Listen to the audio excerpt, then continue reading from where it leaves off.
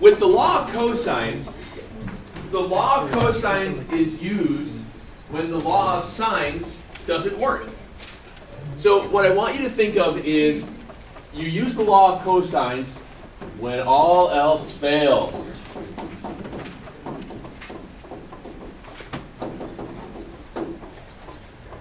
So when all else fails, you want to use the law of cosines. So remember, law of sines is for when if you have an angle, actually just do it this way.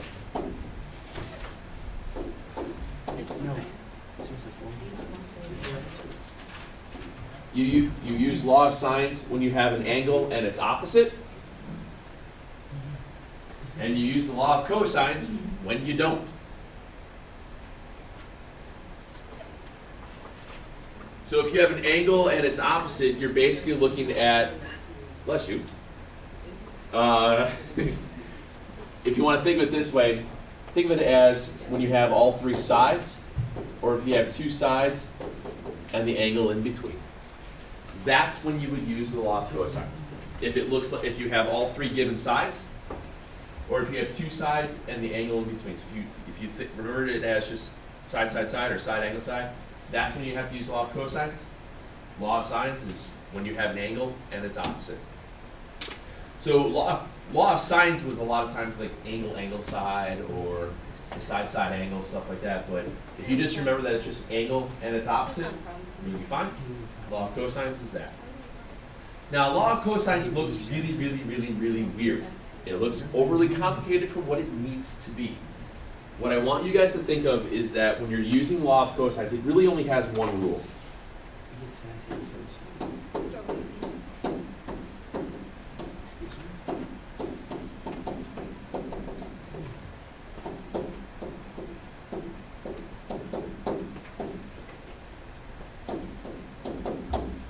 You want to try to find the largest angle or largest side first. The reason that we do that is that a lot of times when you're using law of cosines, if you try to find the largest angle or the longest side length, you're going to eliminate the possibility of the ambiguous case after it. It kind of negates having to worry about it. Okay? So law of cosines will, once you use law of cosines once, you will then know an angle and a side opposite, so you don't have to use it again. You just jump to law of sines, and then normally speaking, you won't have to worry about ambiguous stuff, or ambiguity at all. So when you're using the law of cosines, it looks like this. Depending upon what values you have, you could be working, it works with an angle and its opposite, is how the law of cosine works. So you could have basically three different versions of it. So you can have let's say I'm working with angle A and its side A. It becomes A squared, B squared plus C squared minus 2BC, bless you, cosine, bless you. Like I said, it looks really, really weird. But what happens is there are three variations of this. And each one of them, bless you, wow. They say it's going to be a really, really bad allergy season, so stock up on Zyrtec or any other of those things. What I want you guys to see what happens here is that no matter which side length or angle that you're trying to work with, the lettering just moves itself around. So if I'm working with the A's, it'll look like this. If I'm working with B's, I just shuffle it.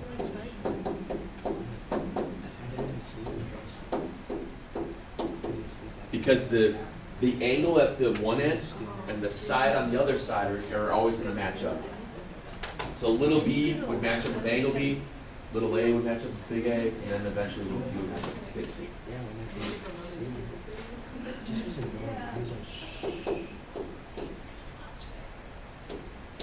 because it's finally pretty out. It's cold though. But the sun's out. The sun hasn't been out all week. Will it come out tomorrow? Probably not. Thank you. You just have to believe. The Lisa.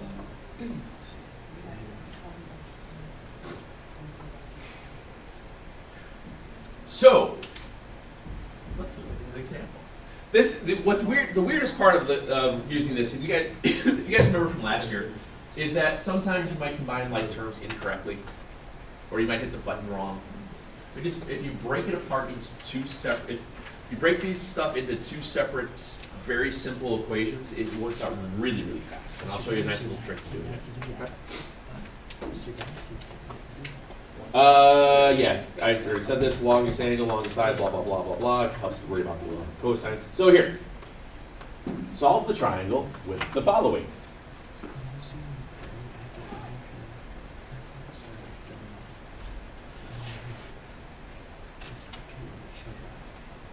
We have triangle ABC, little a is 12, little c is 16, angle B is 38. So we draw a picture.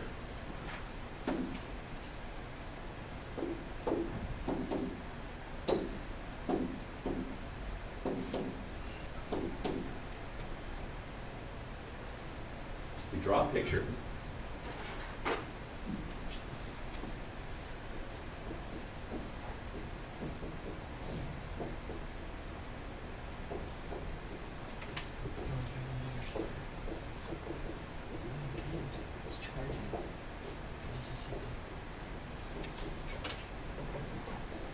What did it think for us? If we go through and set this up to solve, what is this forcing you to find first? B. It's forcing you to find B because you've got angle B. You have angle B. You have A's and C's. It's forcing you to find B. So think of this as the version of the B squared.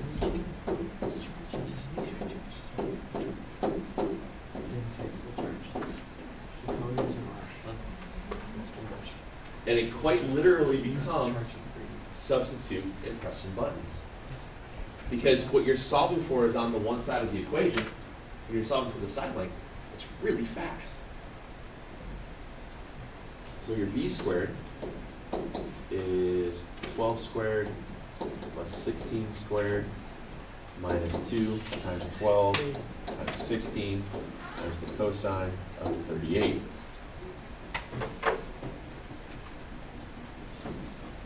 So make sure you're in degree mode and literally put that in exactly the way you would see it.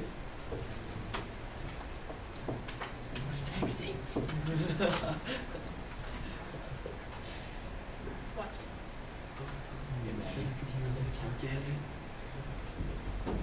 And you get some crummy number. That crummy number equals what? You're very good at this. B squared. This one? So what do you do to that crummy number to figure out what B is? Square root it. So square root of your answer, and there's B. That was 987. You must have been hungry.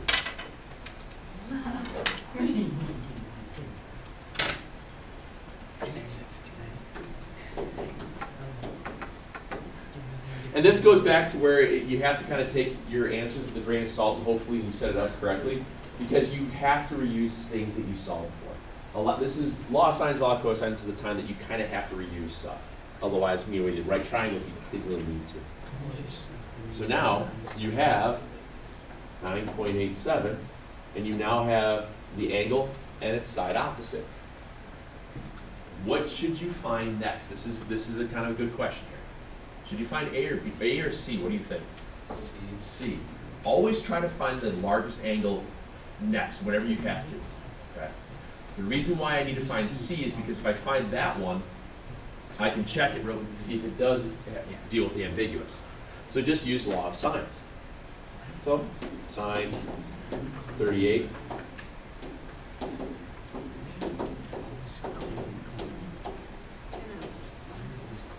And when we did this stuff in the past few days, hopefully we realized that all you have to do is just move the 16 over. You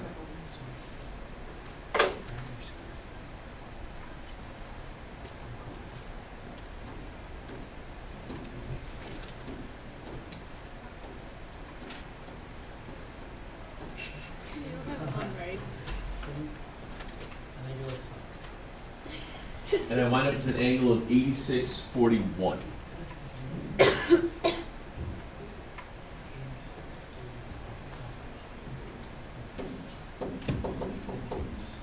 Is 8641 acute or obtuse?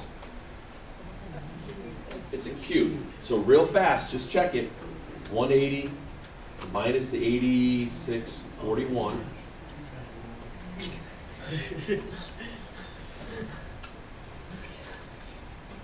I have 9359. And then I add that to my original. You still didn't fix it. You still have this really long side. Which means in this case, could you get two triangles out of it? Yeah. Do we have to find that though? What? There is a possibility. I know. I figured, I figured after a while, I'd kind of been showing you guys all the real first simple, straightforward steps to begin with. And then you guys wait and go, all right, when's it going to get harder? And then I just figured today, just might as well hit you with the really bad case scenario to start with. Yeah. So there is a possibility. There is a possibility, but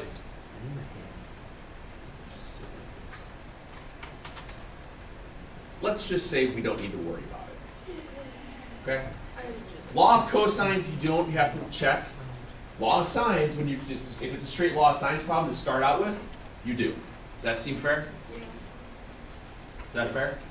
So if it's a law of sines problem to start with, you've got an angle and a side opposite, yes, you always check for ambiguous cases. If you have to start the problem with law of cosines, don't worry, because usually, quite honestly, 90% of the time, that secondary angle will usually be obtuse if you have to find it and going from it, you probably don't have to worry about it. This is just one of the worst case scenarios. I don't think we need to do a double problem off of cosine. That's just, that's a lot. Okay. So then you had 8641, but could we figure, do I need to show you how to find angle A? Or could you subtract from 180?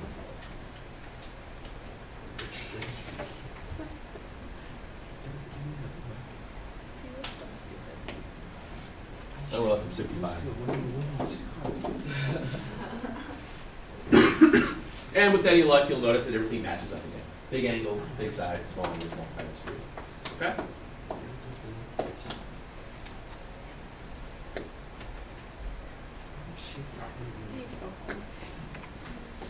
Well, let's look at the side case. This is the weird one. This is the one that takes a minute or two to be careful when you type it into the calculator as far as your setup is concerned. If we're careful with it, we're gonna be just fine.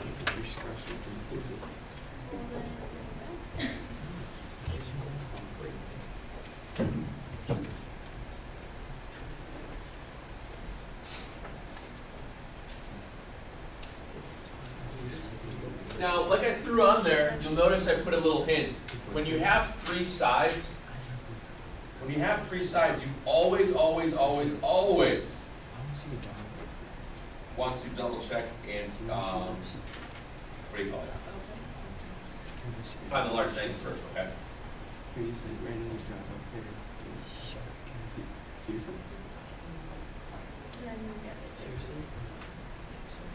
So you use,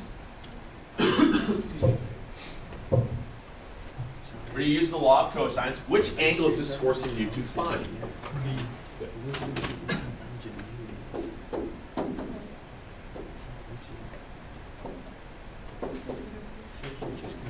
It's forcing you to find angle B to start with because it's going to be the largest angle. Whenever you have the side case, always find the biggest angle first. Okay? Write out the formula.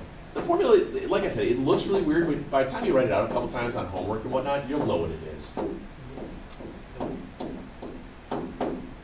Okay. Fill in the blanks, and I'll show you the trick as far as typing this together is.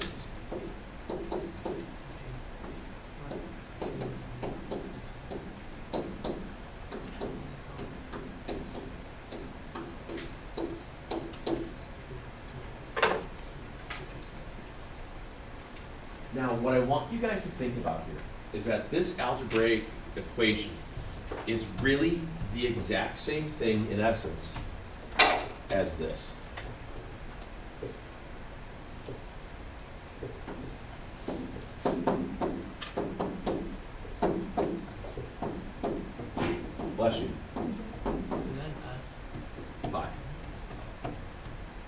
extra use 5, we'll use a 15. In essence, it looks exactly the same. What would you have to do first in order to solve for x in something like this? Combine like terms and do all that stuff first, right? Can I combine the 2 plus 15 with the minus 2 times 15? No, why? Because they have this little subtraction thing here, and that's multiplying, this isn't.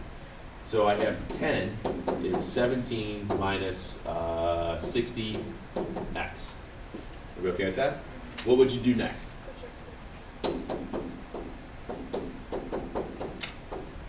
Does that negative symbol disappear when it comes down to here?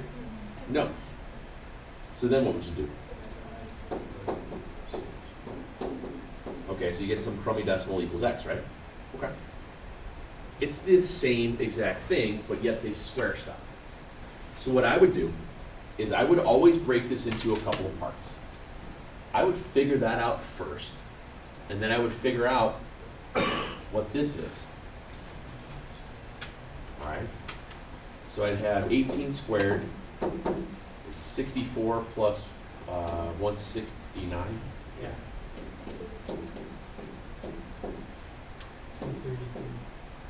233. That's too late. What is it? Too late. Thank you. So right then, now I've broken it into that winds up being technically a 3-step equation because you have to do the inverse cosine instead of just equaling that value. So take your 18 squared, subtract 233, and you get some number. 91 is your negative 208 times the cosine of B9. Cob. How do you undo multiply? Divide. Negative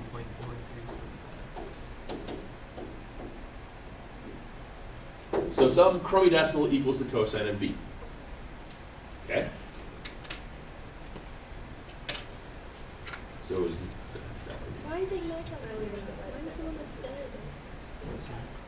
91 over negative 208, sorry. 91 over negative 208. There's my crummy decimal. That equals the cosine of some angle. How do you find out said angle? Inverse. Good. There's your angle. 115.94.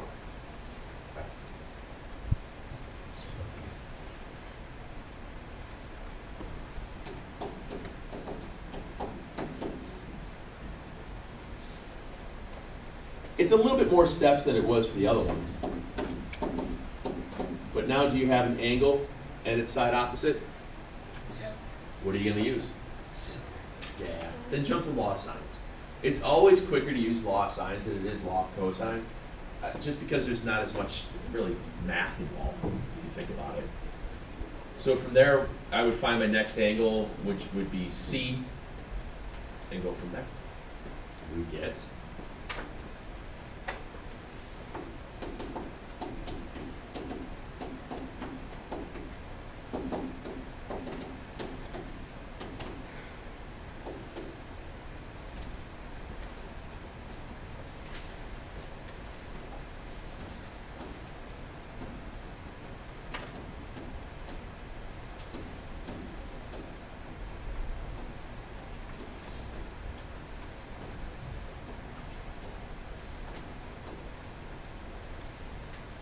40.5.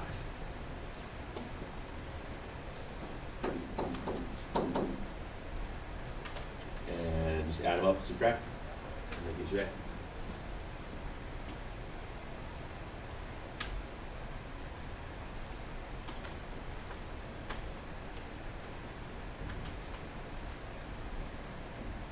Okay.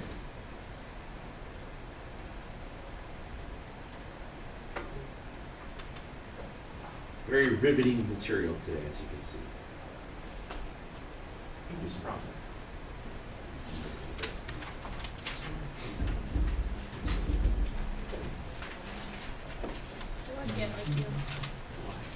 Do. Let's.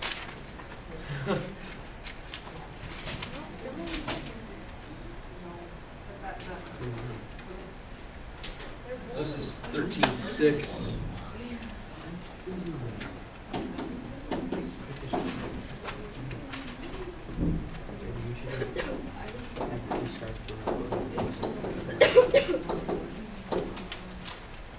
Do you ever hear yourself talk sometimes? And like kidding. think, oh man, I should have said that. If you give me a second, then I'll put these 8 up there for you. It's a mixture, guys. It's a mixture of right triangles, cosines, and sines. You have to figure out what to use when. Don't forget to check the ambiguous case. Don't have to worry about ambiguous. If you have to use law of cosine to start, don't worry about ambiguous. I won't do that to you. I'll let you do that in pre-cal. I gotta save something for them. We actually use law of sines and law of cosines a lot in pre-cal. You'll use it more when you start talking about what are called bearings.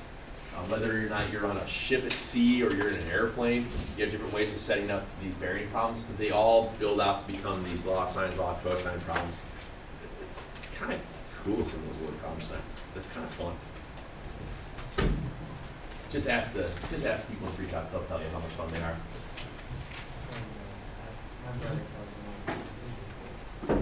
Not bad. I never minded it. I really enjoyed it. I thought it was a lot of fun to teach. More fun than algebra 2. You know what though? I that's a hard one to. That's tough. Because I really have fun teaching this class. You're welcome. It's just because I'm in it. Well, no, but you can keep saying that. Oh, I didn't show you the. Oh, I forgot. There's one other thing. I'll show you on Monday. Thanks. I thought like I'm older. Using Heron's formula. I thought sometimes. Yeah, I'm not going to show you how to use that. Not that I know. Wait, let me rephrase that. I don't know how to use that, but I'm not going to bother with it. It is actually pretty fun. Which one are you on? 13.6. They're right here for you. Wait, so like, we don't, like all of them, we won't have to use the law of cosines? Not in all of them. Some of them you might, some of you might not. Some of them might have to use, some of them might not even work.